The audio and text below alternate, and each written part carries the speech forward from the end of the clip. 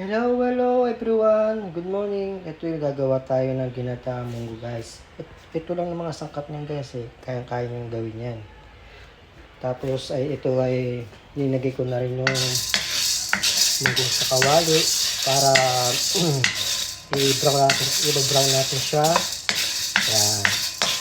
At saka lalo na guys, huwag nyo titigilan. Baka maging negro. Yan. Ganyan lang guys.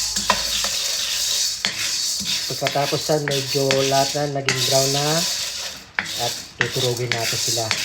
Tuturugin natin yan. Huwag lang tuturugin hanggang sa maging brown siya guys. Yan. Ganyan lang. Masarap to. Merienda guys. Update kayo mamaya. Thank you. Guys, ito na yan guys. Paluto na guys. At mamaya guys, update ko na kayo mamaya. Thank you for watching. Hello everyone. Ito na, natapos na rin. Guys, kain po tayo. Kinataon na munggo.